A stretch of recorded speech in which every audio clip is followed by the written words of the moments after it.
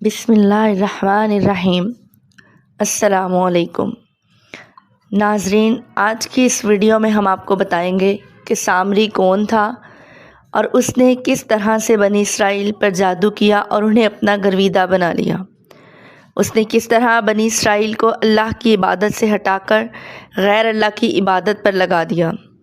سامری کی وجہ سے کس طرح مصر میں 70,000 یہودیوں کو قتل کر دیا گیا۔ سامری کا انجام بھی بتائیں گے۔ ویڈیو نہایت ہی دلچسپ اور معلوماتی ہونے والی ہے، اس لیے بغیر سکپ کیے ویڈیو کو آخر تک دیکھیں، اور اگر چینل پر نئے ہیں تو چینل کو سبسکرائب بھی کریں۔ تو اب ویڈیو کا باقاعدہ آغاز کرتے ہیں۔ سامری بنی اسرائیل کا ایک شخص تھا اور نہایت ہی گمراہ اور فاسق آدمی تھا۔ یہی وہ شخص تھا جس نے موسیٰ علیہ السلام کی قوم کو گمراہ کیا تھا۔ بنی اسرائیل نے جب میدان طیہ میں توبہ کی اور سچے دل سے حضرت موسیٰ علیہ السلام پر ایمان لے آئے تو اللہ تعالیٰ نے موسیٰ کو حکم دیا، اے موسیٰ، تم 30 دن کے روزے رکھو اور پھر طور پر آؤ، ہم تمہیں تمہاری قوم کے لیے ایک آسمانی کتاب سے نوازیں گے۔ چنانچہ حضرت موسیٰ نے 30 دن کے روزے رکھے اور اپنی قوم اپنے بھائی حضرت ہارون علیہ السلام کے حوالے کی اور انہیں حکم دیا کہ تم میرے نائب ہو، قوم کو تبلیغ کرنا اور گمراہ نہ ہونے دینا۔ خود حضرت موسیٰ علیہ السلام کوہ طور کے سفر پر روانہ ہو گئے اور جانے سے پہلے اپنی قوم کو آسمانی کتاب کے نزول کی خوشخبری سنا گئے۔ جب کوہ طور پر پہنچے تو اللہ تعالیٰ نے حکم دیا، اے موسیٰ، 10 روزے اور رکھو۔ موسیٰ علیہ السلام نے 10 روزے اور رکھے۔ اس طرح جب 40 روزے پورے ہو گئے تو آپ علیہ السلام اللہ تعالیٰ سے ہم کلام ہوئے۔ موسیٰ علیہ السلام نے عرض کی، مالک، پہلے 30 روزے رکھے، پھر 10 کا حکم دیا اور مسواک کرنے سے بھی منع کر دیا۔ رب کریم نے فرمایا، اے موسیٰ، جب تو نے 30 روزے رکھے اور میری بارگاہ میں آنے سے پہلے مسواک کی تاکہ منہ کی خاص قسم کی بو ختم ہو جائے اور جو روزہ دار کے منہ سے آتی ہے، تو میں نے تجھے 10 روزے اور رکھنے کا حکم دیا اور ساتھ سے مسواک کرنے سے منع کر دیا۔ اس کی وجہ یہ ہے کہ روزے دار کے منہ سے آنے والی بو میرے نزدیک مشک و عنبر اور کستوری سے بھی زیادہ پسندیدہ ہے۔ پھر محبوب و محب کے درمیان راز و نیاز کی باتوں کا سلسلہ چل نکلا۔ اللہ تعالیٰ کی آواز سن کر موسیٰ علیہ السلام کے دل میں دیدار کا شوق پیدا ہوا۔ محبت و وارفتگی کے عالم میں کلیم نے اپنے رب کریم سے عرض کیا، اے میرے کریم مالک، میری خواہش ہے کہ میں تیرا دیدار کروں۔ اللہ تعالیٰ نے فرمایا، اے موسیٰ، تو ہرگز مجھے نہیں دیکھ سکتا۔ تو موسیٰ اگر مجھے دیکھنا چاہتا ہے تو میرے محبوب صلی اللہ علیہ وآلہ وسلم پر درود پڑھا کر۔ موسیٰ علیہ السلام نے عرض کیا، وہ کون ہے؟ اللہ نے فرمایا، موسیٰ میری تمام مخلوقات میں سب سے زیادہ پسندیدہ اور محبوب بندہ اور آخری نبی ہے۔ درود پاک کے بارے میں تو اللہ تعالیٰ قرآن پاک میں بھی ارشاد فرماتے ہیں، بے شک اللہ اور اس کے فرشتے محمد صلی اللہ علیہ وآلہ وسلم پر درود و سلام بھیجتے ہیں۔ اے ایمان والو، تم بھی میرے محبوب پر درود و سلام پڑھا کرو۔ پھر جب موسیٰ علیہ السلام بار بار اصرار کرنے لگے تو اللہ نے فرمایا، ٹھیک ہے موسیٰ، میں اس پہاڑ پر اپنی ایک صفاتی تجلی ڈالتا ہوں۔ اگر تو یہ پہاڑ اپنی جگہ قائم رہا تو میرا دیدار کرے گا۔ چنانچہ اللہ تعالیٰ نے جب اپنی صفاتی تجلی ڈالی تو کوہ طور جل کر راکھ ہو گیا۔ یہی نہیں، قریب کے 7 بڑے بڑے پہاڑ اپنی جگہ سے اڑ کر دور دراز ملکوں میں جا گرے۔ موسیٰ علیہ السلام تجلی کی تاب نہ لاتے ہوئے بے ہوش ہو گئے۔ آخر رحمت خداوندی نے سہارا دیا، موسیٰ علیہ السلام ہوش میں آئے۔ پھر خدائے کریم نے موسیٰ علیہ السلام کو چند تختیاں عطا فرمائیں۔ ان تختیوں پر توریت لکھی ہوئی تھی۔ اس طرح یہ کتاب موسیٰ علیہ السلام پر نازل ہوئی، جس میں شریعت کے احکامات تھے جن پر آپ کی قوم کو پابند رہنا تھا۔ موسیٰ علیہ السلام کی 40 دن کی غیر حاضری میں شیطان نے بنی اسرائیل پر خوب زور و شور سے حملے کیے اور انہیں گمراہ کرنے کی کوئی کسر نہ چھوڑی۔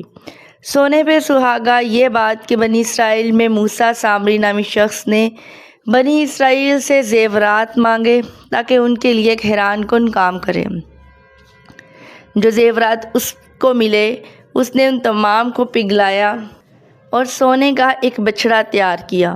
پھر حضرت جبرائیل علیہ السلام کی سواری کے پاؤں کی خاک اس میں ڈالی تو وہ بے حس و حرکت بچڑا گائے کی طرح بولنے لگا۔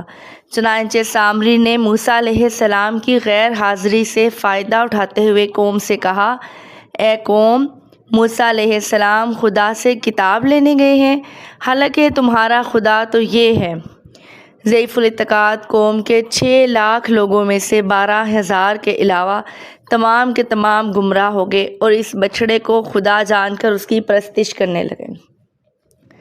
چنانچہ اللہ تعالیٰ نے قرآن مجید میں فرمایا، اور موسیٰ کے بعد اس کی قوم اپنے زیوروں سے ایک بچڑا بنا بیٹھی، بے جان کا دھڑ گائے کی طرح آواز کرتا۔ سورہ اعراف۔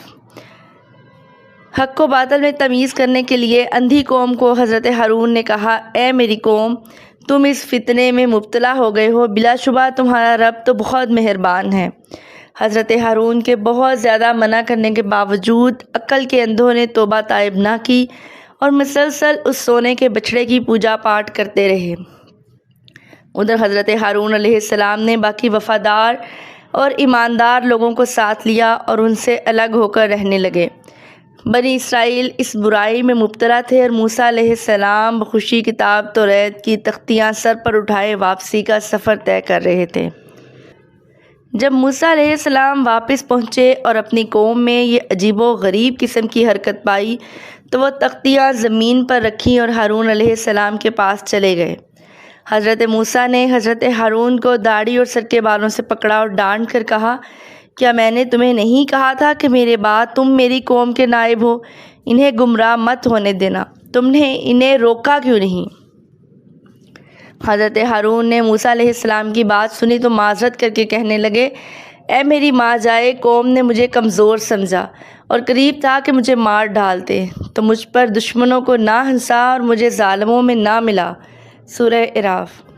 چنانچہ جب حضرت موسیٰ علیہ السلام کا غصہ ٹھنڈا پڑا تو آپ نے ہارون علیہ السلام کے لیے رحمت اور مغفرت کی دعا فرمائی۔ اس کے بعد آپ سامری کے پاس گئے اور اس کا بچڑا توڑ ڈالا۔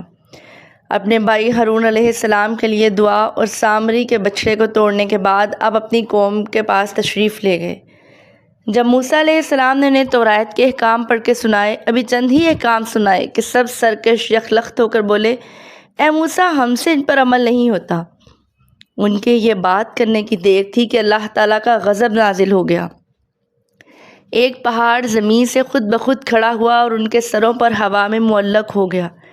قوم کے گمراہ اور فاسق لوگ 3 میل لمبی 3 میل چوڑی زمین پر ڈیرا ڈالے ہوئے تھے۔ پہاڑ نے ان کو ہر طرف سے گھیرا اور ہوا میں معلق تھا۔